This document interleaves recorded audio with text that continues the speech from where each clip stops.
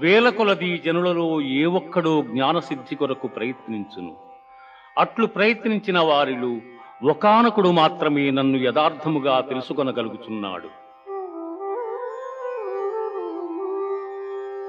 భూమిరాపో అనలో వాయు ఖమ్మనో బుద్ధిరేవచ అహంకార ఇతీయం మే భిన్నా ప్రకృతిరష్టధా.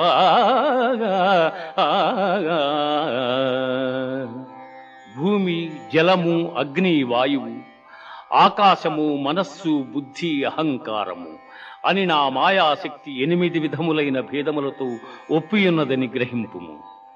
మత్తః పరతరం నాన్యత్ కించిదస్తి ధనంజయ.